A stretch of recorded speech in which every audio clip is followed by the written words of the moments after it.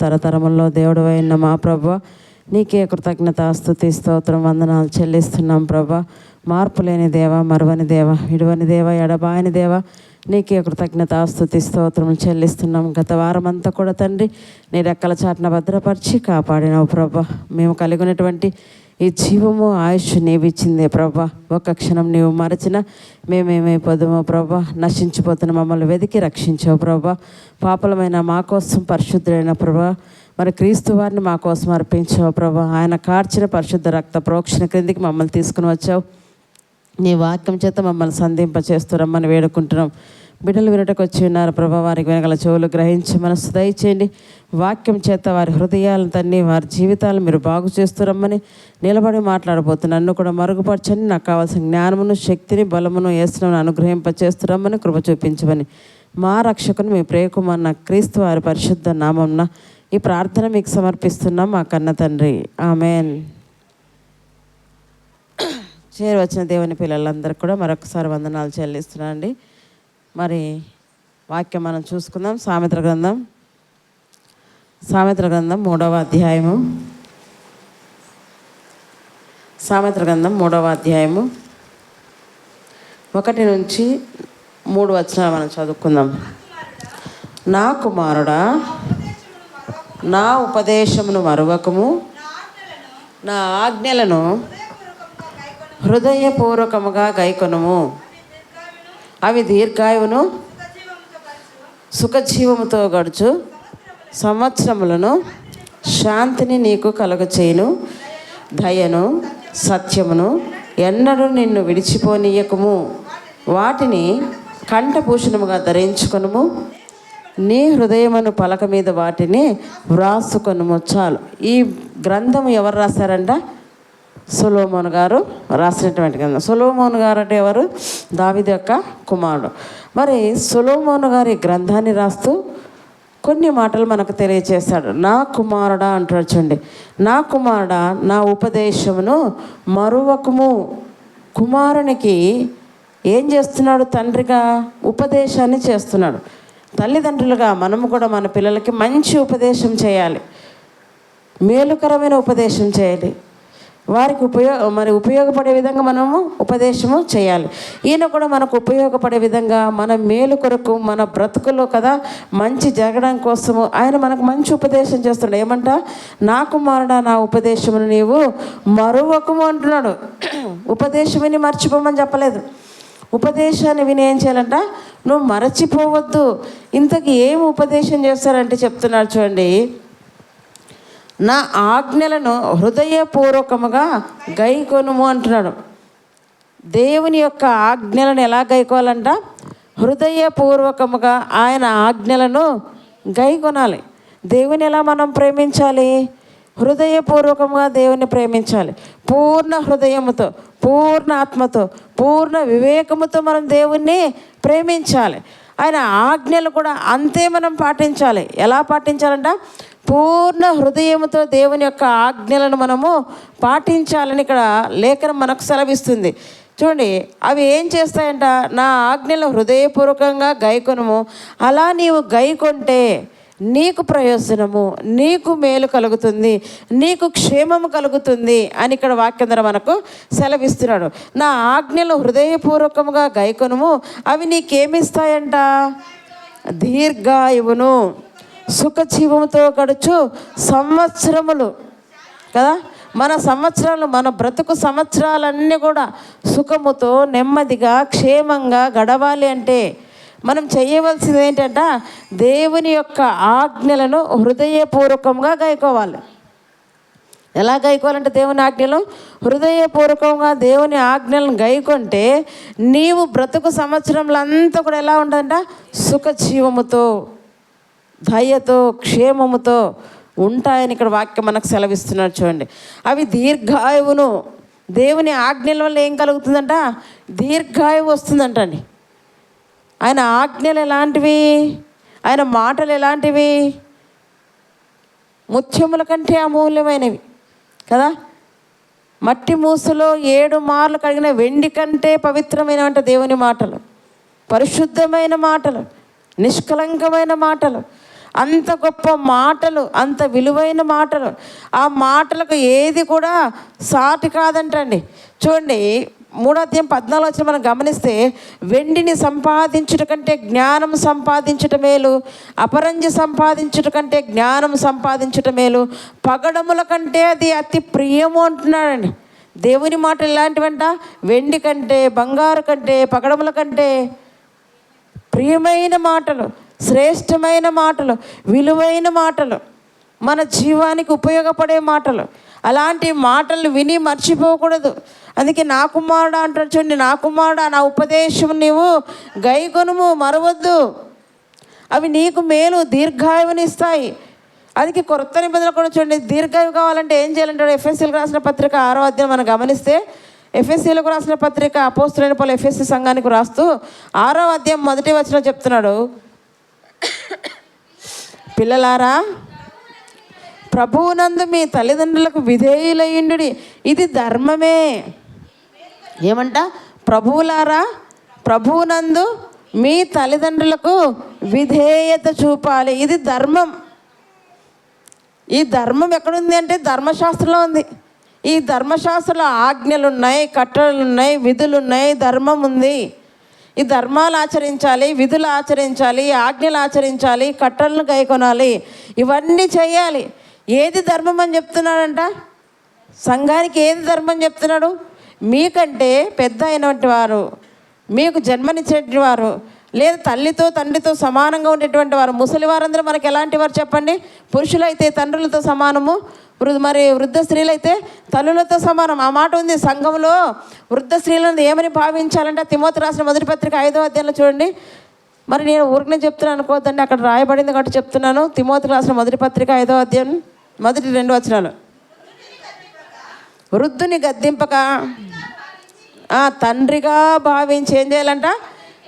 అతన్ని హెచ్చరించుము. అన్నదమ్ములని, యవ్వనులని, తల్లులని, వృద్ధ స్త్రీలని, అక్క చెల్లెలని పూర్ణ పవిత్రతతో యవ్వన స్త్రీలను హెచ్చరించుము. సంఘం కోసం రాస్తున్నాడు. వృద్ధుని గద్దింపక ఏమని భావించాలి? తండ్రిగా భావించు. వృద్ధురాలు తల్లిగా భావించు. నీకంటే చిన్నవారు అనుకో అక్క చెల్లెలను అన్నదమ్ములుగా భావించు. అందరినీ హెచ్చరించు, అందరినీ ప్రేమించు, అందరినీ గద్దించు కదా. ఎలా గద్దించాలి? ప్రేమపూర్వకంగా. ఇక్కడ అదే చెప్తున్నా, నువ్వు దీర్ఘాయుష్షు పొందుకోవాలంటే ఏమంటాడంటే, పిల్లలారా ప్రభువునందు ఇవన్నీ మనం చేయాలి. ప్రభువునందు ప్రేమ చూపాలి, ప్రభువునందు విధేయత చూపాలి, ప్రభువునందు సన్మానించాలి అందరినీ కదా. ఎవరిని సన్మానించాలో, ఎవరికి మెప్పో, ఎవరికి ఘనతో, ఇవన్నీ కూడా మనం చేయాలి. ఇవన్నీ ఎవరి యందు చేయాలి? ప్రభువునందు మనం చేయాలి. అందుకే పిల్లలారా ప్రభువునందు మీ తల్లిదండ్రులకు విధేయులయ్యుండుడి, ఇది ధర్మము. ఈ ధర్మం మీరు ఆచరించండి, ఇది మీకు మేలు అని అంటే ఏమంటాడు? నీకు మేలు కలుగునట్లు నీ తండ్రిని తల్లిని సన్మానింపము, అప్పుడు నీవు భూమి మీద దీర్ఘాయుష్మంతుడు వగుదు. నీకు మేలు కలుగుతుంది, ప్లస్ ఇంకేం వస్తుందంట? దీర్ఘాయుష్ వస్తుందంటండి. ఏమి చేస్తే వస్తుందంట? మనకు మేలు దేనివల్ల కలుగుతుంది? వింటున్నారా మీరు? మనకు మేలు దేనివల్ల కలుగుతుంది? తల్లిదండ్రులకు విధేయత చూపడం, తల్లిదండ్రులను సన్మానించడం. ఇంకేమొస్తుంటే వాటి వలన? దీర్ఘాయుష్. ఆజ్ఞలు చెప్తున్నాడు ఆయన. ఆయన ఇచ్చిన ఆజ్ఞలు గైకొనాలంటే, అందుకే ఇక సామెత గ్రంథంలో ఏమంటాడు? నా కుమారుడా నా ఉపదేశం మరువకము, నా ఆజ్ఞలను ఎలా గైకోవాలంట? హృదయపూర్వకంగా గైకొనుము, అవి దీర్ఘాయువును అనుగ్రహిస్తాయి. ఆయన ఆజ్ఞ ఏంటి? ఎన్నో ఉన్నాయండి. పాత నిబంధనలో మనకు మెయిన్ కనపడేది 10 ఆజ్ఞలే అనుకుంటాం. ఎన్ని కనపడితే పాత నిబంధనలో? 10 ఆజ్ఞలు. 10 ఆజ్ఞలు కాకుండా యూదులకు 613 ఆజ్ఞలు ఇచ్చాడండి పాత నిబంధనలో. ఎన్ని ఇచ్చాడు? 613 ఆజ్ఞలు. క్రొత్త నిబంధన మనకెన్ని ఆజ్ఞలు ఉన్నాయి? 2 ఉన్నాయి. 2 ఇంకా చాలా ఉన్నాయి, కానీ మెయిన్ 2 పెట్టాడు కదా. 2 ఏంటి? నీ పూర్ణ హృదయముతోనూ, పూర్ణాత్మతోనూ, పూర్ణ వివేకంతోనూ నీ దేవుడైన ప్రభువుని ప్రేమించాలి. 2వది నిన్ను వలె నీ పొరుగువారిని ప్రేమించు. ఇవి 2 ఆజ్ఞలు పాటిస్తే అన్నీ కూడా అందులో మిళితమై ఉంటాయి, అవి కనబడవు కదా. నీ సహోదరు మీద కొండాలు చెప్పు, నీ సహోదరుని ఏది కూడా ఆశించవు కదా. ఇవన్నీ దాంట్లోనే ఉంటాయి. ప్రేమ ఉంటే ఇవన్నీ కూడా ఏమైపోతుందంట, కనుమరుగైపోతుంది. అందుకే ప్రేమ ఏం చేస్తుందంటే తప్పిదములను దాచేస్తుంది. ప్రేమ పగ పెట్టుకోదు, ప్రేమ ద్వేషించదు. అందుకే నిన్ను వల్ల నీ పొరుగు వారిని ప్రేమించు ఆజ్ఞ. ఇక్కడ మనం గమనిస్తే ఈ ఆజ్ఞల వల్ల మనిషికి ఏమంట, దీర్ఘాయు వస్తుందంట, సుఖజీవంతో గడుచు సంవత్సరములను, శాంతిని నీకు కలుగు చేయును. నెమ్మది, శాంతి, సమాధానం ఎక్కడున్నాయో తెలుసా? దేవుని మాటలోనే ఉన్నాయి. ప్రపంచంలో సమాధానం కోసం ఎక్కడెక్కడెక్కడో పరిగెడుతున్నారండి. సినిమాలకు అంటారు, త్రాగుడు అంటారు, డ్రగ్స్ అంటారు, రకరకాల వాటిలో సమాధానాన్ని, శాంతిని వెతుక్కుంటున్నారు. ఎందులో మనిషికి సమాధానం చిక్కడదు, ఎందులో మనిషికి సమాధానం దొరకదు. కేవలము దేవుని మాటలోనే మీకు సమాధానం. ఎందుకంటే ఆయన ఎవరు? సమాధానకర్త యొక్క అధిపతి. ఎవరు? మన దేవుడు సమాధానకర్త యొక్క అధిపతి. భూమి మీద ఏం చేశాడంట? సమాధానం అనుగ్రహించడానికే. లూకా సువార్త 2:13 ఒక మాట ఉంది కదా, ఏమంటారు చూడండి. లూకా సువార్త 2వ అధ్యాయం 13వ వచనంలో, లూకా సువార్త 2వ అధ్యాయం 14వ వచనం, సర్వోన్నతమైన స్థలములలో దేవునికి మహిమయు, ఆయనకిష్టులైన మనుష్యులకు భూమి మీద సమాధానము కలుగునుగాక. ఏమంట? ఆయనకిష్టులైన మనుష్యులకు ఏం కలుగుతుందంట? భూమి మీద సమాధానం. అదే మాట ఇక్కడ సామెతల గ్రంథంలో రాస్తున్నాడు. నువ్వు దేవుని ఆజ్ఞలను గైకొంటే నీకేమొస్తుందంటాడు? దీర్ఘాయుషును, సుఖజీవంతో గడుచు సంవత్సరం. నీ సంవత్సరాలన్నీ కూడా నువ్వు సుఖంగా, నెమ్మదిగా, సమాధానంగా ఉంటావు దేవుని ఆజ్ఞలు గైకొంటే. తర్వాత ఏమంటాడు? శాంతిని నీకు కలగ చేస్తానంటున్నాడు కదా. సమాధానం అనుగ్రహిస్తాడు. ఎవరికి ఇస్తాడంట? ఆయనకిష్టులైన మనుషులకే భూమి మీద సమాధానం అనుగ్రహింపబడను. యోహాను సువార్తలో ఒక మాట ఉంది, నా శాంతినే మీకు అనుగ్రహిస్తున్నాను. లోకం ఇచ్చినట్టు శాంతి కాదు నేను ఇచ్చేది, నా శాంతిని, నా సమాధానం నేను మీకు అనుగ్రహిస్తున్నాను.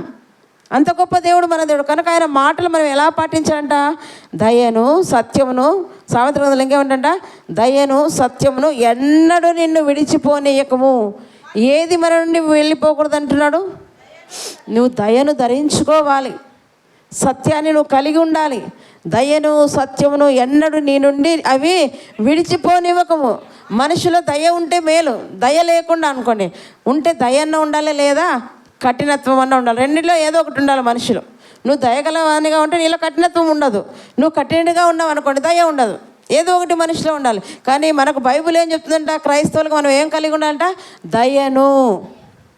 దయను, సత్యమును మనము కలిగి ఉండాలి. అవి ఎన్నడూ మనల్ని విడిచిపోకుండా చూసుకోవాలంట. అంటే ఎదుటి వారి ఏం కలిగి ఉండాలి?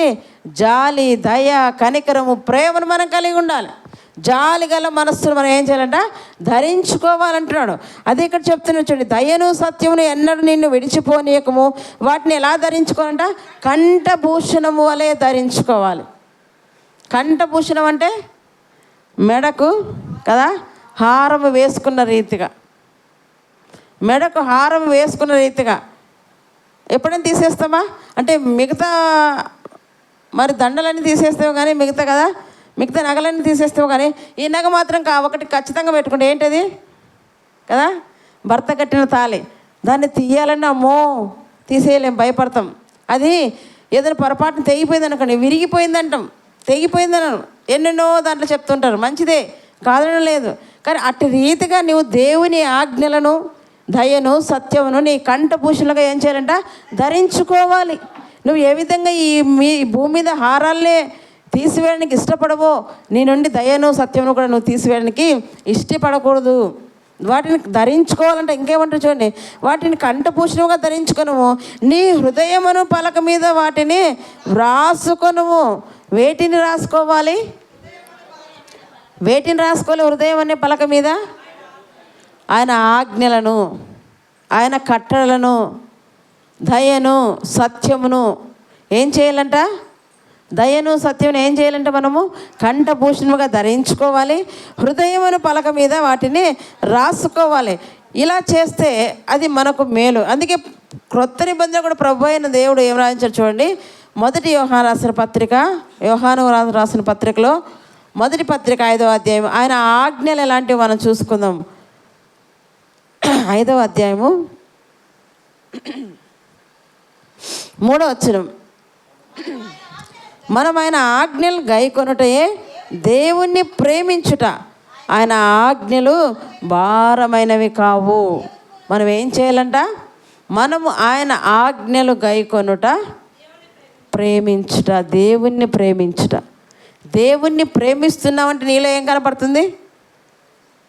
నువ్వు దేవుణ్ణి ప్రేమిస్తున్నావు అనేది ఎలా కనపడుతుందంట? దేవుని ఆజ్ఞలను పాటిస్తున్నప్పుడే నువ్వు దేవుణ్ణి ప్రేమిస్తున్నట్టుగా కనపడుతుంది. ఆయన ఆజ్ఞలు చెప్పాం కదా ఇందాక, పూర్ణ హృదయంతో దేవుని ప్రేమించాలి, నిన్ను వల్ల నీ పొరుగు వారిని ప్రేమించాలి. ఈ ఆజ్ఞలు గైకొంటే అప్పుడు నువ్వు ఏం దేవుణ్ణి ప్రేమిస్తున్నట్టుగా కనపడుతుంది. అందుకేంటాడు, మనం ఆయన ఆజ్ఞలు గైకొనుటయే దేవుణ్ణి ప్రేమించుట. దేవుని ప్రేమించడం అనేది ఎలా తెలుస్తుందంట? ఆజ్ఞలు గైకొన్నప్పుడు దేవుని ప్రేమించడం అనేది మనకు తెలుస్తుంది. మనం ఆయన ఆజ్ఞలు గైకొనుటయే దేవుని ప్రేమించుట. ఆయన ఆజ్ఞలు ఎలాంటివి కాదంటమ్మా, భారమైనవి కావు. నా ఆజ్ఞలు భారమైనవి కాదు. ఏది కూడా మనకు భారమైంది ఆయన మన మీద మోపలేదండి. అసలు మనం భరించవలసిన సిలువను ఏం చేశాడంట?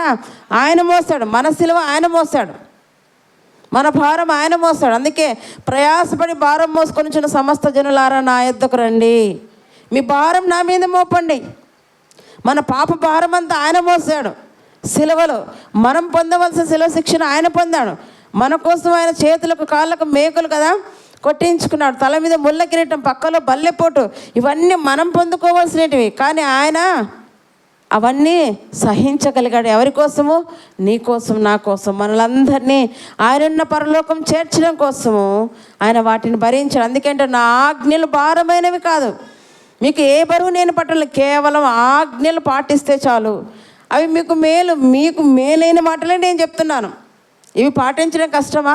మన మేలు కొరకు మన కన్న తండ్రి ఎంతగా ఆలోచించాడో ఒకసారి మనం గ్రహించాలి కదా. మన బిడ్డల విషయంలో కూడా అప్పుడప్పుడు మనము ఇంత చక్కగా ఆలోచించలేమేమో, కానీ దేవుడు మన విషయంలో ఎంత చక్కగా ఆలోచిస్తున్నాడు చూడండి. ద్వితీయోపదేశకాండం చూద్దాం. ఇంకా ఏం చెప్తున్నాడు ఆజ్ఞల గురించి మనం గమనిస్తే 28వ అధ్యాయం 1-3 వచనాలు. ద్వితీయోపదేశకాండం 28వ అధ్యాయం 1-3 వచనాలు. ఇశ్రాయేలు జనాంగానికి ఆయన సెలవిస్తున్నాడు చూడండి. నీవు నీ దేవుడైన యెహోవా మాట శ్రద్ధగా విని, అది అండర్లైన్ చేసుకోండి. నీవు నీ దేవుడైన మాటలు ఎలా వినాలంటమ్మా? శ్రద్ధగా వినాలి. శ్రద్ధగా వింటేనే నీ హృదయంలో ఆ మాటలు నిలిచిపోతాయి. శ్రద్ధగా నీవు దేవుని మాట విన్నావు అనుకోండి, 10 సంవత్సరాల తర్వాత ఈ మాట చెప్పారు కదా అని అనొచ్చు, అవునా? శ్రద్ధగా వింటే మన హృదయంలో ఆ మాటలు నిలిచిపోతాయి. అందుకే దేవుని మాటలేందో ఏముంచాలి? మనము శ్రద్ధను ఉంచాలి, అశ్రద్ధగా ఉండకూడదు. దేవుని కార్యాలు అశ్రద్ధగా చేస్తే శాపం వస్తున్న ఇర్మీయా గ్రంథంలో చెప్పాడు. కనుక దేవుని విషయంలో ఎలా ఉండాలి? మనము శ్రద్ధను కనపరిచేవారిగా ఉండాలి. శ్రద్ధగా ఆయన మాటలు మనం పాటించేవారిగా ఉండాలి. చూడండి, నీవు నీ దేవుడైన యెహోవా మాటను శ్రద్ధగా విని, నేడు నేను నీకు ఆజ్ఞాపించుచున్న ఆయన ఆజ్ఞలన్నింటినీ అనుసరించి నడుచుకుని ఎడల నీ దేవుడైన యెహోవా భూమి మీద ఉన్న సమస్త జనముల కంటే నిన్ను హెచ్చించును. ఆయన ఆజ్ఞలన్నింటినీ ఎలా అనుసరించాలంటమా? ఆయన ఆజ్ఞలన్నింటినీ అనుసరించి నడుచుకుని ఎడల నీ దేవుడైన యెహోవా భూమి మీద ఉన్న సమస్త జనముల కంటే నిన్ను హెచ్చించును. నీకు హెచ్చింపు కావాలా? అందరూ కూడా హెచ్చింపు కావాలని కోరుతారు. అందరూ మేమే కనపడాలని కోరుతారు, అవునా? అందరిలో నేనే గొప్పగా ఉండాలని అనుకుంటాం, మంచిదే. కానీ అది కావాలంటే ఒకటి చేయాలి. ఏంటిది? దేవుని ఆజ్ఞలను పాటిస్తే చాలు, నిన్ను దేవుడు ఉన్నత స్థలం మీద ఎక్కిస్తాడండి. నువ్వు దేవుని ఆజ్ఞలు గైకొంటే ఆయన నిన్ను ఎక్కడ ఎక్కిస్తాడంట? ఉన్నత స్థలం మీద, నీవు ఎక్కలేనంత ఎత్తైన స్థలంలో ఆయన నిన్ను ఉంచుతాడు. ఎవరైనా సరే మనల్ని మనం హెచ్చించుకోవాలంటే పడిపోతాం ఎప్పుడే కానీ కదా. తనను తాను హెచ్చించుకున్నవాడు ఏమైపోతాడంట? పడిపోవును. తనను తాను తగ్గించుకున్నవాడు హెచ్చింపబడును. హెచ్చింపు నీకు కావాలా? ఉన్నత స్థలంలో అందరికంటే గొప్పగా నువ్వు కనపడాలంటే నువ్వు చేయవలసింది ఏంటో తెలుసా? దేవుని ఆజ్ఞలను శ్రద్ధగా విని వాటిని గైకొనాలి. అప్పుడు నిన్ను హెచ్చిస్తాను అంటున్నాడు. ఎవరికంటే? సమస్త జనముల కంటే నిన్ను హెచ్చిస్తాను. దావీదు గారు దేవుని ఆజ్ఞలు గైకొన్నాడని. దావీదు గారు దేవుని ఆజ్ఞలు గైకొన్నాడు. ఆయన ఎలా హెచ్చించాడంట? సమస్త జనముల కంటే గొప్పగా దేవుడు హెచ్చించాడంటండి. ఆయన సింహాసనం ముందు ఒకడు ఉండకుండా మానడని దేవుడు ప్రమాణం చేశాడు. ఇందాక మనం చదివాం కదా కీర్తనలు, 89వ కీర్తనలో వచ్చేద్దాం ఒక మాట అక్కడ చూసుకుందాం. చూడండి 89వ కీర్తన ఉత్తర ప్రత్యుత్తరంగా మనం చదివాము. అక్కడ ఒక మాట మీరు గ్రహించినారా? 89వ కీర్తన చూడండి 4వ వచనం, 89:4. తరతరములకు నీ సింహాసనమును స్థాపించదనని చెప్పి నా సేవకుడైన దావీదుతో ప్రమాణము చేసి ఉన్నానంటండి. ఎవరికి ప్రమాణం చేశారు? సర్వోన్నతుడైన దేవుడు. ఎవరంట? సర్వోన్నతుడైన దేవుడు భూమి మీద ఉన్న మనిషికి ప్రమాణం చేశాడంటండి. భూమి మీద మనిషికి మాట ఇచ్చాడంటండి. దేవుడు మాట ఇస్తే తప్పడండి. మనుషులుగా మనం మాట ఇస్తే తప్పిపోతామేమో, కానీ దేవుడు మాట ఇచ్చాడా? తప్పడు. సర్వోన్నతుడైన దేవుడు దావీదుకు ప్రమాణం చేశాడంట. ఏమని ప్రమాణం చేశాడంట? తరతరములకు నీ సింహాసనమును స్థాపించదనని చెప్పి. దావీదు కంటే ముందు సౌలు ఉన్నారు కదా రాజుగా, సౌలుతో ఈ ప్రమాణం చేయలేదు. పోనీ తర్వాత వచ్చినటువంటి సొలొమోను గారు ఉన్నారు, ఎంతోమంది రాజులు ఉన్నారు, వారితో ఈ ప్రమాణం చేయలేదు. కేవలం దావీదుతోనే దేవుడు ఈ ప్రమాణం చేశాడు. దావీదు తర్వాత బోలెడంతమంది రాజులు వచ్చారు. దావీదు ముందు సౌలు రాజు ఉన్నాడు. మరి ఈ రాజులు ఎవరితో కూడా ప్రమాణం చేయలేదంటే దేవుడు దావీదుతో మాత్రమే ప్రమాణం చేశాడంటే దావీదు ఎంత చక్కగా దేవుని ఆజ్ఞలు గైకొంటాడో మనం ఆలోచించాలండి. ఏమని ప్రమాణం చేశాడంట? తరతరములన్నిటండి. ఎన్ని తరాలండి ఇప్పటికి మనం దావీదు కాలం మొదలుకొని ఇప్పటివరకు కొన్ని వేల తరాలు గతించాయండి. దావీదు మొదలుకొని ఇప్పటివరకు కొన్ని వేల తరాలు గతించాయి. అయినా ఆయన సింహాసనం మీద ఒకడు ఉన్నాడు. ఎవరైనా? ప్రభు అయిన యేసుక్రీస్తు వారు. ఇప్పటికి కూడా చూడండి, ఎవరి కుమారుడిని పిలువబడుతున్నాడు? ఆయన దావీదు కుమారుడనే పిలువబడుతున్నాడండి. దావీదు సింహాసనం మీద ఎవరుంటారంట? తరతరములకు నీ సింహాసనం నేను స్థాపించదని చెప్పిన దేవుడు ఆ మాటను కూడా నెరవేర్చాడు. ఎలా ప్రమాణం చేశాడంట? నా సేవకుడైన దావీదుతో ప్రమాణం చేసిన. ఒక యజమానుడు సేవకునికి ప్రమాణం చేస్తే దాన్ని ఎప్పుడైనా చెల్లించగలడా? చిన్నవి అయితే ఇచ్చేస్తారండి, పెద్దవి అయితే ఇవ్వగలడా? ఇవ్వలేరండి. యజమానుడు మాట దండిగిస్తాం, చేయాలని రూల్ ఉందా అంటారు. కానీ మన యజమానుడు, మన దేవుడు అలాంటి వాడు కాదు. మాట ఇచ్చాడా మరవడు. అబ్రహాముకు మాట ఇచ్చాడు, ఇది మొదలుకొని 4వ తరమున ఇక్కడ మళ్ళా తిరిగి నీ సంతానాన్ని కనానికి ప్రవేశపెడతానన్నాడు. అబ్రహాం చనిపోయాడు, కానీ తిరిగి 4వ తరం తర్వాత ఆయన జ్ఞాపకం చేసుకున్నాడు అబ్రహాముకు చేసిన ప్రమాణాన్ని. నోవాహుకు చేసిన ప్రమాణం ఇప్పటికే జ్ఞాపకం చేసుకుంటాడు. మీరు వర్షం వచ్చినప్పుడు గమనించారా? ధనస్సు అనేది ఒకటి వస్తుంది ఆకాశంలో. ఆ ధనస్సు వచ్చినప్పుడు మనం వెంటనే ఆలోచన చేసుకోవాలి. ఏమని? మన సైన్స్ శాస్త్రవేత్తలు ఏదో చెప్తారు, కానీ నాకైతే ధనస్సును చూసినప్పుడు నోవాహుతో దేవుడు ప్రమాణం చేశాడు. ఒకప్పుడు నీటితో నేను భూమిని అంతా నాశనం చేశాను, అలా చేయకుండా ఉండాలంటే నీకు నాకు మధ్య నిబంధనగా ధనస్సు నేను ఉంచుతున్నాను. అంటే ఆ ధనస్సు నాకు కోపం వచ్చిన ఏమైపోతే ధనస్సు వచ్చిన వెంటనే నా కోపాన్ని నేను అణుచుకుంటే ఎందుకు? నేను నోవాహుతో నిబంధన చేశాను, ప్రమాణం చేశాను, వాటిని నేను తప్పను. అంత గొప్ప దేవుడు అండి. మరి మనిషి కూడా దేవుని దృష్టిలో ఎంత గొప్పగా బ్రతకాలో ఒకసారి ఆలోచన చేద్దాం. చిన్నవే నీ నుంచి దేవుని కోరుతున్నాడు. ఏమని కోరుతుంటా? నీవు ఆయన ఆజ్ఞలు గైకుంటే నీకే మేలు, దేవునికి కాదు, ఇది మేలు, నీకే మేలు. అయితే దావీదు ఏం చెప్పాడు? తరతరములకు నీ సింహాసనం స్థాపించదని చెప్పి నా సేవకుడైన దావీదుతో ప్రమాణం చేసి ఉన్నాడంటండి. అందుకే ఈ ద్వితీయోపదేశకాండంలో గమనిస్తే మరి చూడండి, నీకు ఆజ్ఞాపించిన ఆయన ఆజ్ఞలన్నింటి అనుసరించి నడుచుకునేలా నీ దేవుడైన యెహోవా భూమి మీద ఉన్న సమస్త జనముల కంటే నిన్ను హెచ్చించును. అంత గొప్పగా దేవుడు దావీదును హెచ్చించాడంటండి. ఎంత తగ్గించుకున్నాడండి. రాజు అయినా కూడా తనలో ఏమాత్రం గర్వం లేదండి. దావీదుకు కదా గర్వం ఉందంటే గర్వం లేదు. దావీదు ఏమైనంట? దేవుని హృదయానుసారుడై ఉన్నాడంట దావీదు. ఇతడు నా హృదయానుసారాన్ని దేవుడే సాక్ష్యం ఇస్తున్నాడు. నా ఇష్టాన్ని అంతటి నెరవేర్చేవాడు, నా ఉద్దేశాలను నెరవేర్చేవాడిని దేవుడే సాక్ష్యం ఇస్తున్నాడు. అంత గొప్పగా దావీదుని హెచ్చించడం గల కారణం ఏంటంటే అంతగా దావీదు తగ్గించుకున్నాడు, అంతగా దేవుని ఆజ్ఞలు దావీదు పాటించినట్టుగా మనము చూస్తున్నాం. అలాగ నీవుంటే నిన్ను నన్ను కూడా దేవుడు అంత స్థితికి హెచ్చించగలడు. అందుకేంటో చూడండి, నీవు నీ దేవుడిని యెహోవా మాట వినిన ఎడల ఈ దీవెనలన్నీ అంటున్నాడు.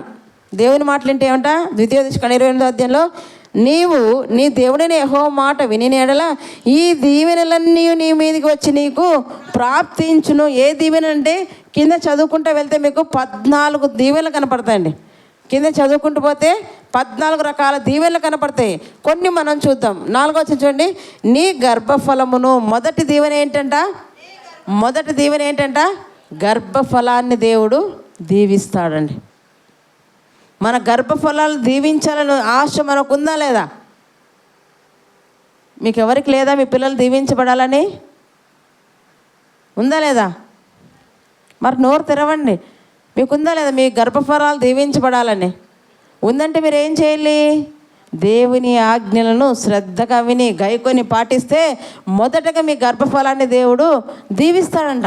ప్రతి ఒక్కరు అనుకునేంటి? నా బిడ్డలు బాగుండాలి, ఉన్నత స్థితిలో ఉండాలి, మంచిగా వారు ఉండాలని కోరుకుంటాం. కానీ మనం చేయవలసింది మాత్రం చేయం. అందరికీ ఆశ ఉంటుంది తమ పిల్లలు బాగుండాలి, గొప్ప స్థితిలో ఉండాలి, మంచిగా ఉండాలని. కానీ మనం చేయవలసింది మాత్రం చేయం. ఆ స్థితి నీకు కావాలంటే, నీ గర్భఫలం దీవింపబడాలంటే నువ్వేం చేయాలంట? నీవు దేవుని ఆజ్ఞలను గైకొనాలి, శ్రద్ధగా వినాలి. అప్పుడు దేవుడు ఏం చేస్తాడంట?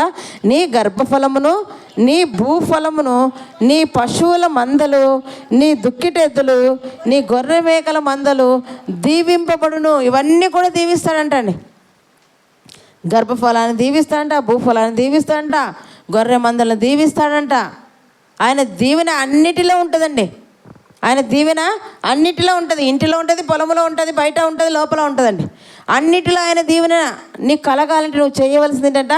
ఆయన మాటలు శ్రద్ధగా వినాలి, ఆయన మాటల ప్రకారంగా నీవు బ్రతకాలి. ఇంకేమంటాడు? నీ గంపయు పిండి పిసుకు తొట్టియు దీవింపబడును.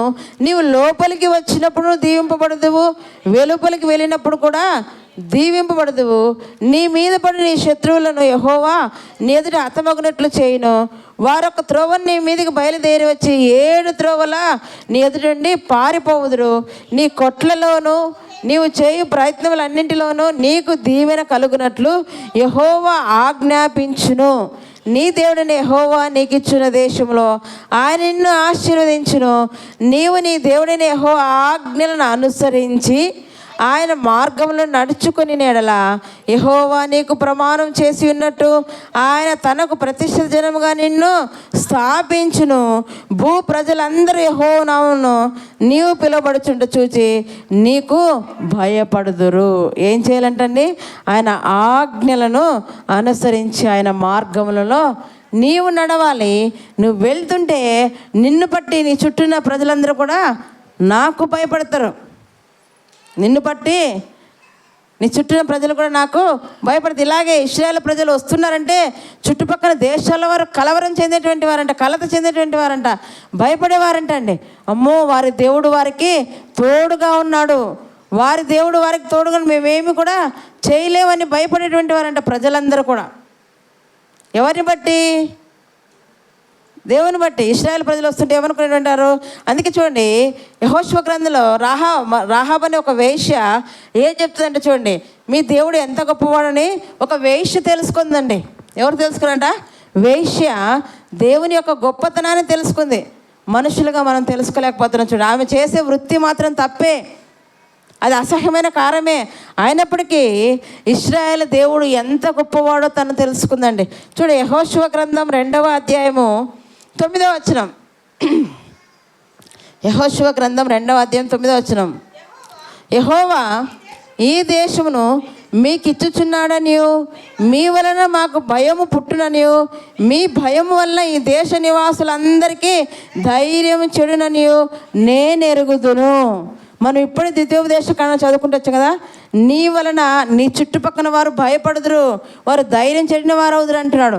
ఏ విధంగా అంటే ఇక్కడ చెప్తుంది అనమాట, ఎరికో పట్టణపు వారు ఇశ్రాయేలు జనాంగాన్ని చూసి భయపడుతున్నారంటండి, అధైర్యపడుతున్నారంట. ఇంకేమైనా చూడండి, యెహోవా ఈ దేశం మీకు ఇచ్చుచున్నాడని మీ వలన మాకేం కలుగుతుందంట? ఎరికోలో ఉన్న ప్రజలందరికీ కూడా భయము కలుగుతుందంట. అమ్మ, ఇశ్రాయేలు ప్రజలు మేము ఏం చేసినా వాళ్ళ దేవుడు మా మీద ఉగ్రుడై దిగుతాడని వారికి భయం ఉందంట అండి. చూడండి, మాకు భయం పుట్టినని మీ భయము వలన ఈ దేశ నివాసులందరికీ ధైర్యము చెడునని నేను ఎరుగుదును. ఎవరు తెలుసుకున్నారండి? ఒక స్త్రీ తెలుసుకుందండి. ఆ ఎరికో పట్టణపు రాజు తెలుసుకోలేకపోయాడు, ఆ ఎరికోలను ప్రజలు తెలుసుకోలేకపోయాడు. కానీ ఎరికోలు ఊరు బయట పాపాత్ములను పక్కకు త్రోసేసినారే ఈ స్త్రీని. ఆమె తెలుసుకుందంట యెహోవా ఎంత గొప్పవాడో, ఆయన ప్రజలు ఎంత గొప్పవారో, యెహోవాను కలిగిన ప్రజలు ఎంత ధన్యులోనే ఆమె తెలుసుకుందంటండి. ఆమె సాక్ష్యం ఇస్తుందండి. మీ వలన భయము మాకు అధైర్యం పుట్టిస్తుందయ్యా, మీ దేవుడు ఎంత గొప్పవాడని చెప్తాను. చూడండి, మీరు ఐగుప్తు దేశం నుండి వచ్చినప్పుడు మీ ఎదుట యెహోవా ఎర్ర సముద్రం నీరును ఎలాగ ఆరిపో చేసినో, యోర్దాను తిరుగున అమోరీల ఇద్దరు రాజులైన సీహోనునకు ఓగును మీరేమి చేస్తున్నారు అనగా, మీరు వారిని ఎలాగ నిర్మూలన చేస్తురో ఆ సంగతి మేము వింటిమి. చుట్టుపక్కన ప్రపంచాల్లో ఉన్న ప్రజలందరూ వింటున్నారంటండి. ఇశ్రాయేల్ ప్రజలకు దేవుడు ఏ విధంగా తోడై ఉన్నాడో, వారిని ఏ విధంగా ఎర్ర సముద్రం దాటింప చేశారో, వారికి ఎదురు వచ్చినటువంటి పెద్ద పెద్ద రాజులు ఏ విధంగా దేవుడు సంహరించాడో, అవన్నీ విని ఇక్కడ ప్రజలు ఏం చేస్తున్నారంటే, చుట్టుపక్కల ఉన్న ప్రపంచంలో ఉన్నటువంటి వారు, చుట్టుపక్కల దేశాలను రాజులు ఏం చేస్తుంటే విని భయపడుతున్నట్టండి. వారి గుండెలు ఏమయ్యో చూడండి. మేము వినినప్పుడు మా గుండెలు కరిగిపోయాయంట. అమ్మో, వారి దేవుడు ఇంత గొప్పవాడా, బండ నుండి నీరిచ్చే దేవుడా, మా దేవుడు పిలిస్తే పలకడు, వారి దేవుడు పిలవకుండా కదా ఎంత చక్కగా వారికి సహాయం చేస్తున్నాడు, ఎర్ర సముద్రాన్ని దాటింప చేశాడు, ఇంత గొప్ప దేవుడు అని వారి ఇశ్రాయేలీయుల చేసిన సూచక్రియలను ఎవరు విన్నారంట? ఎరికో ప్రాంతంలో ఉన్నటువంటి వారు విని వారి గుండెలు ఏమైపోయాయంటండి, కరిగిపోతున్నాయంటండి. ధైర్యం చాలడం లేదంటే వారి ఎదుట, ఇశ్రాయేలు జనాంగం ఎదుట నిలబడాలంటే, వారిని జయించాలంటే మాకు ధైర్యం చాలదని ఈమె సాక్ష్యం ఇస్తుంది. చూడండి, గుండెలు కరిగిపోయిను మీ దేవుడైన యెహోవా పైన ఆకాశమందును క్రింద భూమి యందును దేవుడే, మీ ఎదుట ఎట్టి మనుషులకైనాను ధైర్యం ఏమాత్రము ఉండదని ఈమె సాక్ష్యం ఇస్తుందంటండి. ఎవరి ఎదుట? ఎవరి ఎదుట? ఇశ్రాయేలు జనాంగం ఎదుట. ఈనాడు క్రైస్తవుల ఎదుట కూడా ఇలాంటి సాక్ష్యం పలకాల చుట్టుపక్కల ఉన్న ప్రజలు. అమ్మో, మీతో పెట్టుకుంటే మేము గెలవలేమండి, మీ పక్షాన దేవుడు ఉన్నాడండి, మిమ్మల్ని ఏమన్నా మాకు వెంటనే శిక్ష అమలవుతుందండి చెప్పాలి. ఇలాగా అలా చెప్పగలిగే రోజు రాడు నువ్వేం చేయాలో తెలుసా? దేవుని ఆజ్ఞలను కట్టలను చక్కగా నువ్వు పాటిస్తే నువ్వు ఏమి మాట్లాడాల్సిన పనిలే, మౌనంగా ఉండు. శత్రువు నీ దగ్గరికి ఒక త్రోవ నుంచి వచ్చి 7 త్రోవలు పరిగెడతారంటండి. నీ శత్రువులను సహాయ మిత్రులుగా చేస్తాడు. నువ్వు చేయవలసింది ఏంటో తెలుసా? ఆయన ఆజ్ఞలను కట్టలను విధులను నీవు పాటించాలి, గైకొనాలి, శ్రద్ధగా వినాలి. సామెతల గ్రంథంలో చూడండి 16:7 మనం గమనిస్తే ఆ మాట ఉంటుంది. సామెతల గ్రంథం 16:7 ఒకని ప్రవర్తన యెహోవాకు ప్రీతికరమగినప్పుడు ఆయన వాని శత్రువులను సహావానికి మిత్రులుగా చేయనంటారు. చూడండి, ఒకని ప్రవర్తన యెహోవాకు ప్రీతికరమగినప్పుడు, ప్రీతికరమగినప్పుడు మన ప్రవర్తన దేవునికి ఇష్టమైనప్పుడు ఖచ్చితంగా మనకున్నటువంటి శత్రువుని కూడా ఆయన ఏం చేయగలడంట? మిత్రులుగా చేస్తాడు. ఇప్పుడు ఆ శత్రువులే చెప్తున్నాం కదా, ఎరికో ప్రాంతంలో ఉన్నటువంటి ఒక స్త్రీ చెప్తుంది, మీ ఎదుట ఎట్టి మనుషులకైనా ఏం చాలదంట? ధైర్యం చాలదండి, ఎందుకంటే మీ పక్షాన దేవుడు ఉన్నాడు. ఈనాడు మన పక్షాన దేవుడు ఉన్నాడు. మన చుట్టుపక్కల వారు చెప్పాలి, అమ్మ మిమ్మల్ని ఏమని అనాలంటే మాకు భయం వేస్తుందమ్మా, మిమ్మల్ని ఏమన్నా అంటే వెంటనే మాకు శిక్ష అమలవుతుంది. వాళ్ళు తెలుసుకోవాలి, గ్రహించాలి. మీరు అంత గొప్ప స్థితికి ఎదగాలంటే ఏం చేయాలో తెలుసా? దేవుని యొక్క ఆజ్ఞలను విధులను కట్టలు మీరు గైకొనాలి. మనం ఎవరిని మాట అనకూడదండి, పల్లెత్తు మాట అనుకోకుండా వెళ్ళిపోతూ ఉండాలి. మనం దేవునిలో మన సమయం గడుపుతుంటే, దేవునితో ఆనందిస్తుంటే, మనం కదా ఎవరైనా ఒక మాట మనలంటే మన పక్షాన దేవుడే వారికి శిక్షలు వేస్తాడు, యుద్ధం కూడా చేస్తాడండి. మనం చేయవలసిన దేవుని హత్తుకొని దేవుని ప్రేమించాలి. ఆయన ప్రేమించడం అంటే ఏంటంట? ఆయన ఆజ్ఞలు గైకోవడం, ఆయనను ప్రేమించడం అంటే. చూడండి, ఈ ఆజ్ఞలను ఏం ప్రయోజనం అంటే ఇంకా చెప్తున్నాను. 4వ అధ్యాయం సామెతల గ్రంథం 4వ అధ్యాయము 20-22 వచనాలు. సామెతల గ్రంథం 4వ అధ్యాయము 20-22 వచనాలు. నా కుమారుడా, నా మాటలు ఆలకింపుము, నా వాక్యములకు నీ చెవి యొగ్గుము, నీ కన్నుల ఎదుటి నుండి వాటిని తొలగిపోనీకము, నీ హృదయమందు వాటిని భద్రం చేసుకొనుము.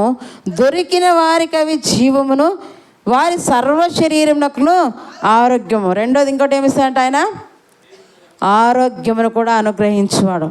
మన సర్వ శరీరానికి ఆరోగ్యం అనుగ్రహించేది ఎక్కడుంది? మన చేతిలోనే ఉంది. మన సర్వ శరీరానికి ఆరోగ్యం అనుగ్రహించే మాటలు ఎక్కడున్నాయంటండి? మన చేతిలోనే ఉన్నాయి. అవే జీవపు మాటలు. ఈ మాటలు ఎలాంటివంట? జీవపు మాటలు. అందుకంటే నా కుమారుడా, నా మాటలు నీవు ఆలకించుము, నా వాక్యములకు నువ్వేం చేయాలంట? చెవియొగ్గుము, నా వాక్యములకు నీవు చెవియొగ్గుము. నీ కన్నుల ఎదుటిండి వాటిని తొలగిపోనీయకము. దేవుని మాటలు ఏమంట? నీ కన్నుల ఎదుటిండి వాటిని తొలగిపోనివ్వకము, నీ హృదయమందు వాటిని భద్రం చేసుకో. దేవుని మాటలు అక్కడ ఏం చూసుకున్నాం? 3వ అధ్యాయంలో నీ హృదయమును పలక మీద వాటిని రాసుకొను. ఇక్కడ ఏమంటాడు? నీ హృదయం ముందు దేవుని వాక్యములను, దేవుని మాటలను భద్రం చేసుకొని చెప్తున్నాండి. చెబుతూ దొరికిన వారికి అవి ఏమంట? జీవము. దేవుని మాటలు దొరికిన వారికి అవి జీవము. వారి సర్వ శరీరానికి ఏమిస్తాడంట దేవుడు? ఆరోగ్యము. ఆరోగ్యం ఎక్కడుందండి? ఆరోగ్యం ఎక్కడుంది? యాపిల్ కాయలో ఉందా? డ్రాగన్ ఫ్రూట్లో ఉందా? కదా. ఆరోగ్యం ఎక్కడుందండి? మెడిసిన్స్లో ఉందా? ఆరోగ్యము మన చేతిలో ఉన్న జీవవాక్యంలోనే ఉంది. ఆరోగ్యం ఐశ్వర్యం ఇచ్చేవాడు ఆయనే. ఆయన మాటలు నీ హృదయంలో ఉండాలి, భద్రంగా కాపాడుకోవాలి. హృదయమైన పలక మీద వాటిని రాసుకోవాలి. ఆయన ఆజ్ఞల ప్రకారంగా నువ్వు గైకొంటే ఖచ్చితంగా నీ సర్వ శరీరానికి నడినెత్తి మొదలుకొని అరికాల వరకు స్వస్థతను అనుగ్రహించేవాడు ఎవరు? ఆయనే. అందుకే ఆయన పరమ వైద్యుడు. రోగులకే వైద్యుడు ఆయన కదా. రోగులకే వైద్యుడు అవసరం. ఆరోగ్యం ఉన్న వారికి వైద్యుడు అవసరమా? లేదు. రోగులకే. రోగులు ఎవరు? ఆత్మరోగంతో బాధపడుతున్నా మనం అందరం కదా. పాపరోగం. ఆత్మలో ఏముందంట? ఆత్మలో ఏముందంట? పాపరోగం ఉంది. ఆత్మలో ఏముంది? పాపరోగం ఉంది. హృదయం ఎలాంటిది? ఘోరమైన వ్యాధి కలది. వాటన్నిటిని సరిచేసేది ఏంటంట? జీవవాక్యం. వాక్యంలో ఏముంది? జీవం ఉంది. నిన్ను జీవింపచేసేది ఏంటి? వాక్యమే. నిన్ను బ్రతికించేది వాక్యమే. అలాంటి వాక్యాన్ని నీ హృదయంలో భద్రం చేసుకుని హృదయమైన పలక మీద వాటిని నీవు రాసుకోవాలి. ఆయన ఆజ్ఞల కట్టలు నువ్వు గైకొంటేవంట నీ సంవత్సరంలన్నీ కూడా ఎలా జీవిస్తాంట? సుఖముగాను, నెమ్మదిగాను, శాంతిగాను జీవిస్తావు. ఆరోగ్యము కూడా ఇందులో మీకు దక్కుతుంది. ఆరోగ్యం ఎక్కడ వస్తుందండి? ఈ మాటలు నువ్వు గైకొనడం ద్వారా ఆరోగ్యమును దేవుడు నీకు అనుగ్రహిస్తాడు. చూడండి, మనం మొన్న చూసుకునే కదా 2వ రాజు కదా చూడండి 18వ అధ్యాయంలో ఈ రాజు కూడా ఏం చేస్తాడంట? చక్కగా మనం చూసుకున్నట్లయితే మన వాక్యంలో మనం గమనించామా?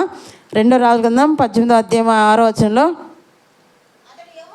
అతడు యెహోవాను హత్తుకొని ఆయనను వెంబడించడంలో వెనుక తీయక ఆయన మోషేకు ఆజ్ఞాపించిన ఆజ్ఞలన్నింటినీ కూడా అతడు ఏం చేశాడంట? గైకొనుచుండెను. రాజు ఏం చేశాడంటండి? దేవుని హత్తుకొని ఉన్నాడు. ఆయనను వెంబడించడం ఏం చేయలేదంట? వెనుక తీయక ఆయన మోషేకు ఆజ్ఞాపించిన ఆజ్ఞలన్నింటినీ కూడా ఏం చేస్తాడంట? గైకొనుచుండెను. కావున యెహోవా అతనికి తోడుగా ఉండెను. తాను వెళ్ళిన చోటునెల్లా అతడు ఏం పొందుకున్నాడంట? జయము పొందుకున్నాడు.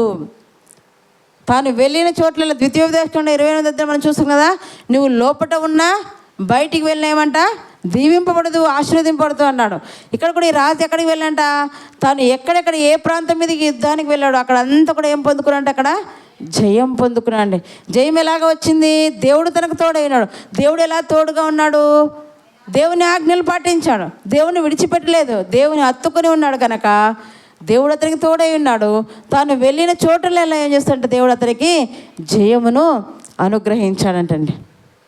ఎవరికి? రాజుకే. రాజుకైనా కదా, పేదకైనా, సేవకునికైనా అందరికి కూడా ఏం కావాలి? దేవుని మాటలే కావాలి. ఆయన ఆజ్ఞలు గైకోవడం అనేది దేవుని యొక్క కోరిక అంటూ చూడండి. యెషయా గ్రంథం 48వ అధ్యాయం మనం గమనిస్తే దేవుని యొక్క కోరికను ఆయన చెప్తున్నాడు. మనం ఏం చేయాలో చూసుకుందాం. 48వ అధ్యాయం యెషయా గ్రంథం 18వ వచనం. నీవు నా ఆజ్ఞలను ఆలకింపవల్లని నేనెంతో కోరుచున్నాను. ఆలకించిన ఎడల నీ క్షేమము నది వలెను, నీ నీతి సముద్ర తరంగముల వలెను ఉండును. ఏమంటాడు ఇక్కడ? నీవు నా ఆజ్ఞలను ఆలకింపవల్లని నేనెంతో కోరుచున్నాను అంటండి. ఎంత కోరుతున్నాడు దేవుడు? నేను ఎంతో కోరుచున్నాను. లోకమును ఎంతో ప్రేమించాడు. యోహాను సువార్త 3:16 ఏమనంట? దేవుడు లోకమును ఎంతో ప్రేమించి, ఎంతో అంటే ఇంత అని చెప్పలేం కదా. ఇంతని మనం చెప్పలేం. ఎంత అంటే దానికి పరిమితి లేదు. పరిమితి ఉండేదాన్ని మనం ఎంత అని చెప్పలేం. పరిమితి లేని దాన్ని ఎంతో అంటాడు. ఇక్కడ కూడా అంటాడు కదా, నీవు నా ఆజ్ఞలను ఆలకింపాలని నేను ఎంతో కోరుచున్నాంట. ఎంత కోరికండి దేవునికి. ఆజ్ఞల్లోనే మేలుంది నా బిడ్డలకి. ఆజ్ఞలు గైకొంటే మేలు, ఆజ్ఞలు పాటిస్తే మేలు. అందులోనే ఆరోగ్యం, అందులోనే క్షేమం, అందులోనే కదా. శాంతి అందులోనే సమస్తం నేను దాచి ఉంచానే, నా బిడ్డలు వినడం లేదే అని బాధపడుతున్నాడు. అందుకేంటాడు, నీవు నా ఆజ్ఞలను ఆలకింపవల్లని నేను ఎంతో కోరుచున్నానంటండి. ఎంత కోరుతున్నాడు చూడండి. ఆయన యొక్క కోరిక ఏంటంట, మనం ఆయన ఆజ్ఞలను గైకోవాలంట. చూడండి, ఇంకా ఇర్మియా గ్రంథం 9వ అధ్యాయం చూడండి, 29వ వచనం. ఇర్మియా గ్రంథం 9వ అధ్యాయం 29వ వచనం. ఇర్మియా గ్రంథం 9వ అధ్యాయం 29వ వచనం. 26.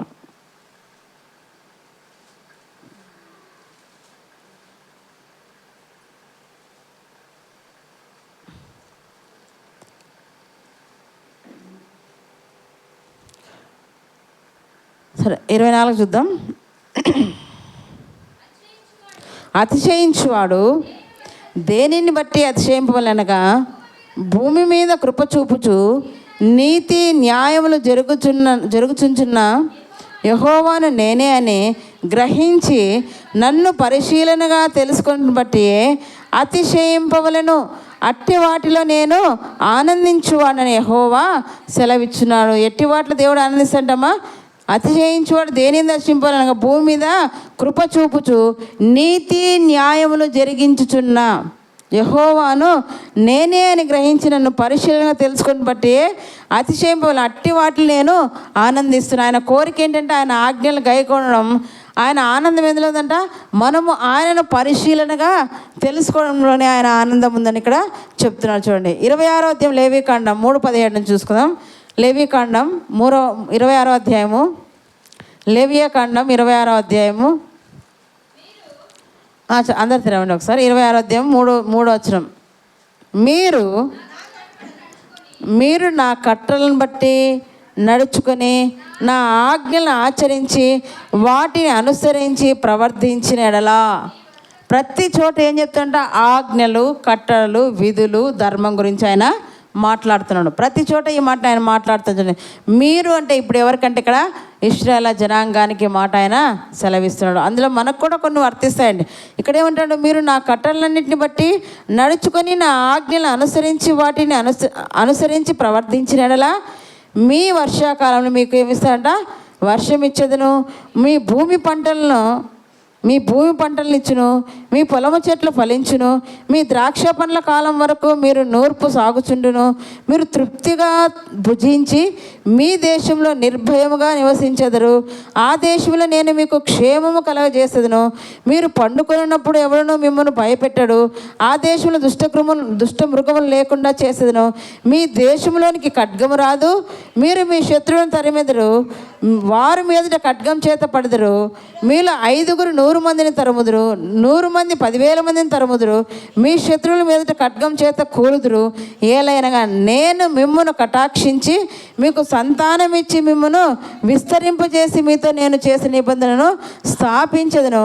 మీరు చాలా కాలం నిలువైన పాతగిలిన ధాన్యమును తినేదరు, క్రొత్తదిగా వచ్చిన పాతగిలింది ఉండును అని చెప్తున్నాడు. ఇవన్నీ ఎప్పుడంటే జరిగేదంటే, మీరు నా ఆ కట్టడలను ఆజ్ఞలను గైకొన్నప్పుడు.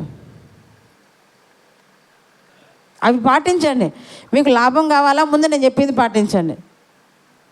మీకు క్షేమం కావాలా, ముందు నేను చెప్పింది పాటించండి. మీరు సంతోషంగా ఉండాలా, ముందు నేను చెప్పింది పాటించండి. మీ సంతానం బాగుండాలా, ముందు నేను చెప్పింది పాటించండి. పిల్లలు కూడా ఏమైనా పని చెప్పాను, ముందు నాకు డబ్బులు అంటారు అనుకోండి. పిల్లలు ఏం చేస్తాం మనం, ముందు నాకు తెచ్చి నీకు తర్వాత నేను ఇస్తాను. ఏదైనా సరే ముందు ఏం చేస్తున్నాడు, మీకు దీవెన కావాలంటే మీరు ఏం చేయాలి, నా మాటలు, నా కట్టడలు, నా ఆజ్ఞలు మీరు గైకొనండి. ఇవన్నీ మీకు ఇస్తున్నాను నేను, ఇవన్నీ ఇస్తాను. ఏమేమి ఇస్తాడంట, మనకి ఏమేమి కావాలో అవన్నీ ఇస్తాడు. మనకి ఏది అవసరమో అవన్నీ కూడా నువ్వు అడక్క ముందే నేను ఇస్తాను. నువ్వేం చేయాలంట, నా మాటలు శ్రద్ధగా వినాలి, నా ఆజ్ఞలు శ్రద్ధగా వినాలి, వాటిని నువ్వు గైకోవాలి. అది నా కోరిక, నాకు ఇష్టం. భూమి మీద కృప చూపుచున్న దేవుడు ఎవరా అనే పరిశీలన తెలుసుకుంటే అందులో నేను ఆనందిస్తాను. అది నాకు ఇష్టం.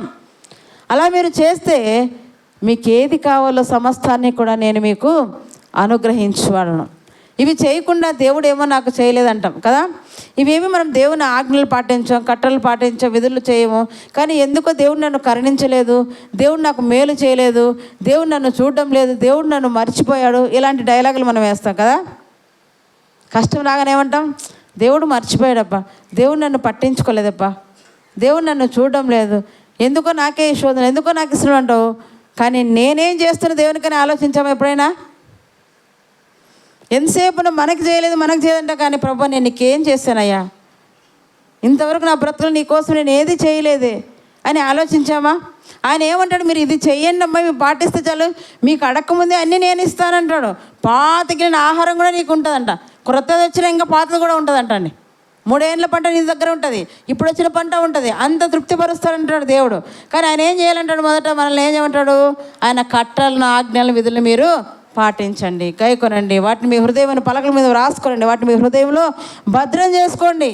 పదే పదే ఆయన ఒక్క వాక్యాన్ని ఎంత గొప్ప చేస్తున్నాడో మీరు ఆలోచించాలి. అంత గొప్ప వాక్యాన్ని ఆయన చెబుతుంటే మనం ఏం చేస్తున్నాం? వాక్యాన్ని నిర్లక్ష్య పెడుతున్నామండి, వాక్యం మీద అశ్రద్ధ చెప్తున్నామేమో. ఈరోజు సరి చేసుకుందాం. అందుకే ఇక దేవుడు ఈ మాటల ద్వారా మనల్ని హెచ్చరిక చేస్తున్నాడు. దావీదు గారు కూడా చూడండి, తను చనిపోకముందు తన కుమారుకు ఒక మాట ఇస్తున్నాడు, నాయన నువ్వు హెచ్చింపబడాలంటే, నువ్వు చక్కగా ఉండాలంటే నువ్వు ఏం చేయాలని చెప్తున్నాడు. చూడండి, రాజుల మొదటి గ్రంథం 2వ అధ్యాయం, రాజుల మొదటి గ్రంథం 2వ అధ్యాయం చూడండి. దావీదు గారు చెప్తున్నారు, తను చనిపోవడానికి సమయం ముందు తన కుమారునికి ఒక ఆజ్ఞ ఇస్తున్నాడు. చూడండి,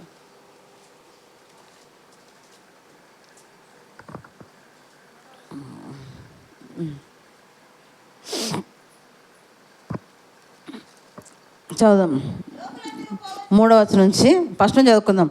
దావీదుకు మరణకాలం సమీపింపగా, ఏది సమీపించిందండి? దావీదుకు బహువృద్ధుడయ్యాడు, ఇప్పుడో అప్పుడో చనిపోవడానికి సిద్ధంగా ఉన్నాడు దావీదు గారు. బహుకాలం నిండిన వృద్ధుడైనాడంట దావీదు గారు. అంత క్షేమంగా ఆ వృద్ధ వయసు వరకు దేవుడు అతన్ని కాపాడుతూ వచ్చాడండి. అయితే ఆ వృద్ధ వయసులో చావుకు సిద్ధమవుతున్న సమయంలో తన కుమారుని పిలిచాడు, నాయన నీకు ఒక మంచి మాట నేను చెప్పాలి, దేవుడు నాకు సెలవిచ్చాడు, నేను నా బ్రతుకు దినములంతా ఇవి చేశాను, ఇప్పుడు నువ్వు కూడా ఇవి చేస్తే నీకు మేలు అన్నట్టుగా తన కుమారునికి తెలియజేస్తున్నాడు. చూడండి ఏమంటాడు, దావీదు నాకు మరణకాలం సమీపింపగా అతడు తన కుమారుడైన సొలొమోనుకి ఇలాగూ ఆజ్ఞ ఇచ్చెను. చనిపోయేటప్పుడు ఏమని ఆజ్ఞిస్తున్నాడో అది మనకు చెప్తున్నాడు, ఏమని మాటలు చెప్తున్నాడు. లోకులందరూ పోవలసిన మార్గం నేను పోవచ్చున్నాను, కాబట్టి నువ్వు ధైర్యం తెచ్చుకుని నిబ్రం కలిగి ఉండు. నేను చనిపోతున్నాను, నా చావు దగ్గర పడింది, నేను ఏ క్షణం చనిపోతున్నా తెలియదు, కానీ నేను చనిపోయిన తర్వాత నా మీద దిగులుంచుకొని నువ్వు రాజ్యాన్ని పరిపాలన నువ్వు ఏం చేయకూడదంట, నిర్లక్ష్యము చేయకూడదు. ఎందుకంటే ఇది తథ్యం అందరికీ కూడా, లోకులందరూ పోవలసిన మార్గమే. లోకులందరూ ఎక్కడికి వెళ్ళిపోతున్నారు? మరణానికి వెళ్ళిపోవాల్సిందే. ఎంత మంచివాడైనా, ఎంత గొప్ప చక్రవర్తి అయినా, ఎంత పెద్ద ప్రపంచాన్ని పరిపాలించిన వాడైనా సరే అందరూ కూడా మరణానికి తల ఒగ్గాల్సిందే. కానీ ఎవరు కూడా మరణాన్ని ఎదిరించి నిలిచిన వాడు ఈ భూప్రపంచంలో లేరండి. ఒక్క ప్రభు అని యేసుక్రీస్తు వారే మరణానికి ఎదురు వెళ్ళాడు. అందుకే ఓ మరణమా నీ విజయం ఎక్కడ అంటున్నాడు. మరణాన్ని మృంగివేశాడు ఆయన, పాదల కింద చితక త్రొక్కాడు ఆయన.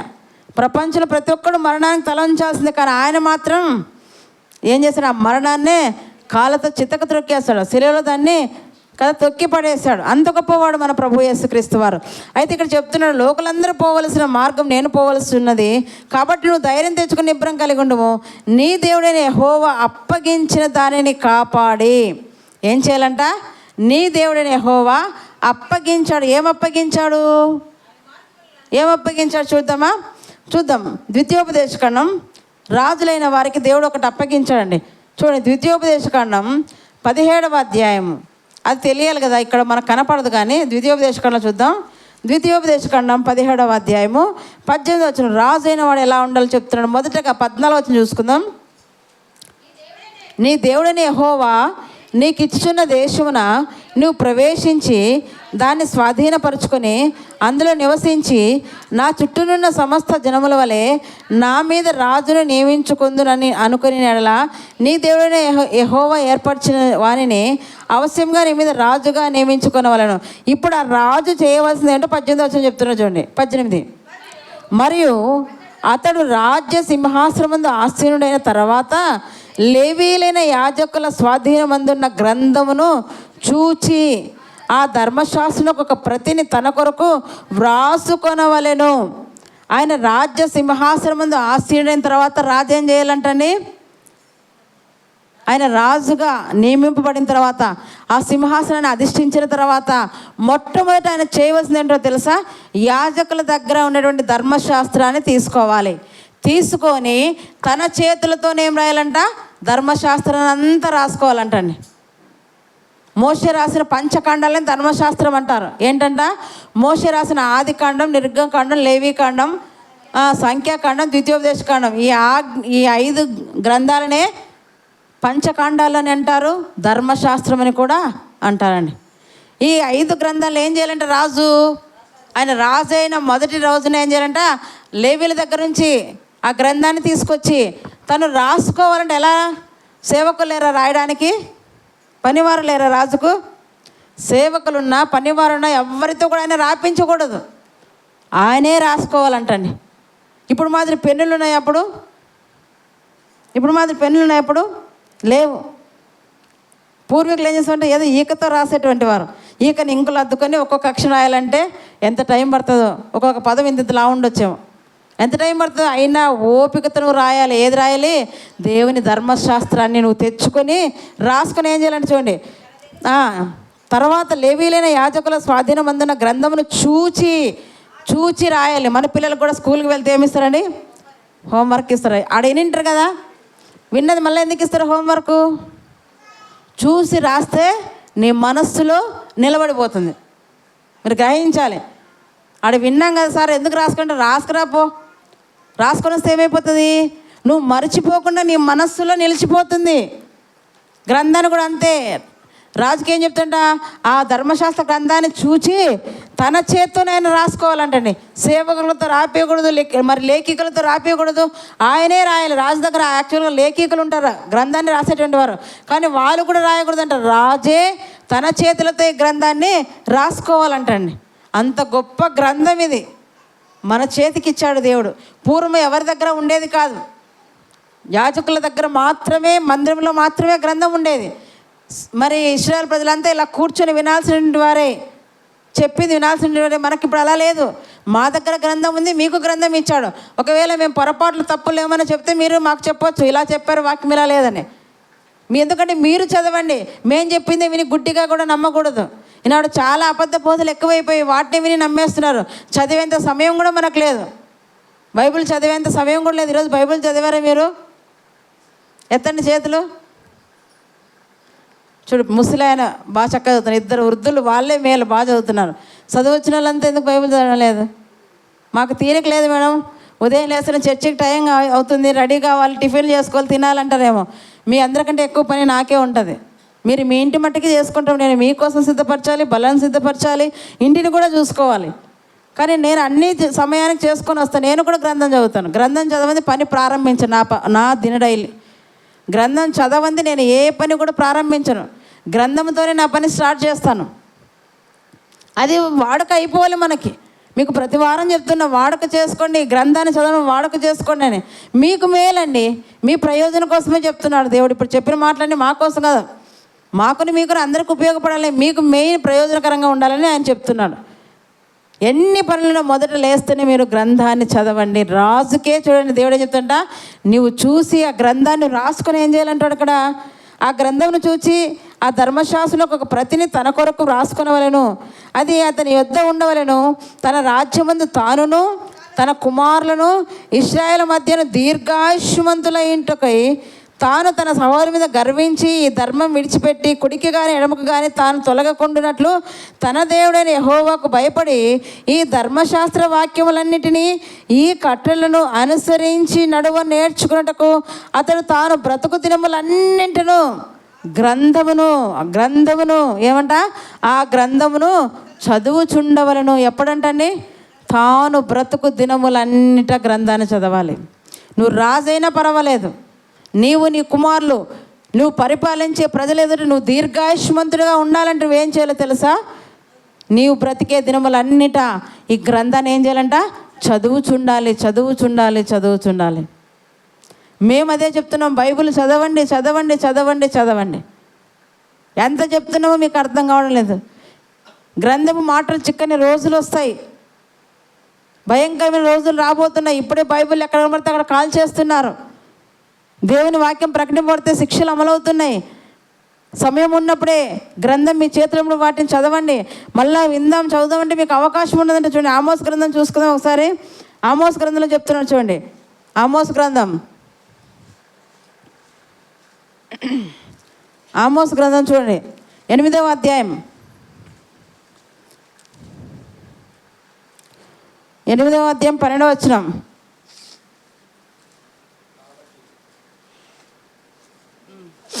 కాబట్టి జనులు యెహోవా మాట వెదుకుటకై ఈ సముద్రం నుండి ఆ సముద్రం వరకును, ఉత్తర దిక్కు నుండి తూర్పు దిక్కు వరకును సంచరించుదురు, కానీ అది వారికి దొరకదు. ఏ మాట వినుటకు? ఏ మాటను? యెహోవా మాట, దేవుని మాట. చూడండి, ఆ మాట కోసం ఏమంటారు వాళ్ళు? కాబట్టి జనులు యెహోవా మాట వెదుకుటకై, యెహోవా మాటను వెదుకుటకై ఏం చేస్తున్నారంట? ఈ సముద్రం నుండి ఆ సముద్రం వరకు, ఉత్తర దిక్కు నుండి తూర్పు దిక్కున వరకు సంచరించుదురు, కానీ అవి వారికి దొరకదు. అందుకే ఏమంటాడు యెషయా గ్రంథంలో చూడండి 55:6, అది దొరకదు కనుకనే ఎప్పుడెప్పుడు మనం వెతకాలంట? యెషయా గ్రంథం 55:6, యెషయా గ్రంథం 55:6, యెహోవా మీకు దొరుకు కాలమునందే ఆయనను వెదకుడి, ఆయన సమీపంలో ఉండగా ఆయనను వేడుకొనుడి. యెహోవా మాటలు ఇప్పుడు మీకు సమృద్ధిగా వినపడుతున్నాయి, దేవుని మాటలు సమృద్ధిగా వినపడుతున్నాయి. ఇప్పుడే ఆయనను వెతకండి, ఇప్పుడే ఆయనను మీరు పట్టుకోండి, ఇప్పుడు ఆయన మాటలు మీ హృదయంలో ఉంచుకోండి. మళ్ళా మీకు దొరకాలన్నా కదా, తూర్పు నుండి పడమరకి, పడమటి నుండి తూర్పుకి, ఈ సముద్రం నుండి ఆ సముద్రంకి వెళ్ళిన ఆ మాటలు మీకు దొరకవని ముందుగానే దేవుడు ప్రవచించండి. అందుకే సమయం ఉన్నప్పుడే వాటిని సద్వినియోగం చేసుకోండి. సమయం దొరికిన కొలది మరి ఎక్కువగా మీరు గ్రంథాన్ని చదువుతుండాలి. ఊసిపోని వ్యర్థమైన మాటలు పలకొద్దండి, వాటిని అన్ని పక్కన పెట్టండి. ఇక్కడైతే రాజుకు చెప్తున్నాడు, నీవును నీ కుమారులను ఇశ్రాయేలు జనాంగం ఎదుట క్షేమంగా దీర్ఘాయుష్మంతులుగా మీరు బ్రతకాలంటే గ్రంథాన్ని నీ చేత్తో నువ్వు రాసుకోవాలి. నీవు బ్రతుకు దినములన్నిట ఏం చేయాలంట? నీవు నీ కుమారులు వాటిని చదువుతూ ఉండాలంటండి, చదువుతూ ఉండాలి. చదువుతూ గ్రంథాన్ని చదువుతూ పాటిస్తూ నీవు ఉండాలి. ఆయన ఆజ్ఞలంతా ప్రయోజనకరమైనవి, అవి మనకు జీవం అంటాడు. సామెతల గ్రంథం 4వ అధ్యాయం ఏంటంట? జీవము అంటాడు. చూడండి, సామెతల గ్రంథం 4వ అధ్యాయము ముగించుకుందాం. 4వ అధ్యాయం 22లో ఏం చెప్తున్నాడు? సామెతల గ్రంథం 4:22లో, నా కుమారుడా నా మాటలు ఆలకింపుము, నా వాక్యములకు చెవియొగ్గుము, నీ కన్నుల ఎదుటి వాటిని తొలగిపోనీకము, నీ హృదయం ముందు వాటిని భద్రం చేసుకును. దొరికిన వారికి అవి జీవమును, సర్వశరీరానికి ఆరోగ్యం ఇచ్చును. 3వ అధ్యాయంలో అవి దీర్ఘాయువును, సుఖజీవంతో గడు సంవత్సరంలో శాంతిని కలుగజేయును. దయను సత్యమును ఎన్న నిన్ను విడిచిపోనీయకము, వాటిని కంఠభూషణంగా ధరించుకొనుము. నీ హృదయమును పలక మీద వాటిని వ్రాసుకొని నీ జీవిత కాలం అంతా కూడా నువ్వేం చేయాలంట? ఆయనేమో ఒక ప్రతి రాసుకోమన్నాడు ఆయనను కదా, రాజులకి ఏమంట? ఒక ప్రతిని రాసుకోమన్నాడు. మీకు ఎక్కడ రాసుకోమంటాడు దేవుడు? మీ హృదయం అను పలక మీద. విన్న ప్రతి మాట కూడా హృదయంలో భద్రపరచుకోండి.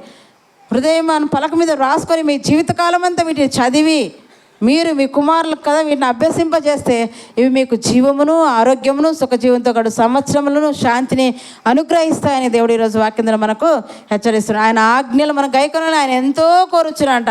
ఆయన ఆజ్ఞలు గైకొనటే ఆయనను ప్రేమించడానికి దేవుడు వాక్యం సెలవిస్తున్నాడు. దేవుడు ఈ వాక్యం ద్వారా మనందరినీ కూడా దీవించునుగాక. ఆమెన్.